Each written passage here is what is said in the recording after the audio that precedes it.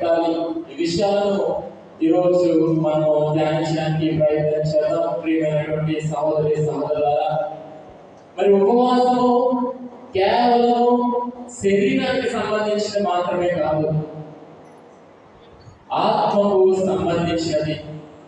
క్రైస్తవంగా ఈ ఉపవాసం అంటే కేవలం శరీరానికి సంబంధించినది కాదు, అది మన ఆత్మకు సంబంధించినదని మనం అర్థం చేసుకోవాలి.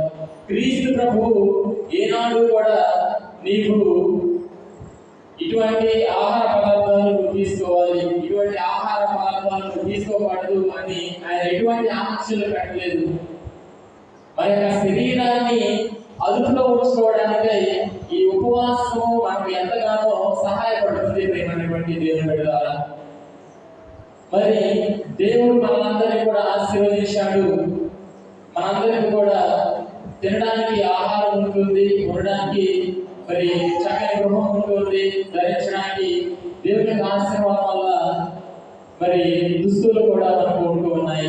మన నిత్యావసరాలు తీర్చుకోవడానికి కూడా మనకు ఎటువంటి లోటు లేదు. ప్రియమైనటువంటి దేవుని బిడ్డలారా, కానీ ఒకసారి ఆలోచన చేస్తే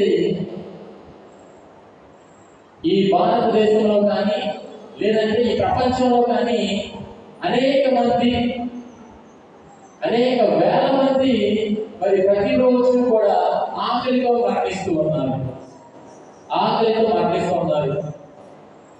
సుమారు మన భారతదేశంలోనే రోజుకి కనీసం 7,000 మంది ఆకలితో మరణించడం జరుగుతుంది. ఇవన్నీ కూడా ఈ వార్తాపత్రికలలో మనము చూడము, ఎందుకంటే వాటిని ఎవరు పట్టించుకోరు. మరి సుమారు ఈ ప్రపంచంలో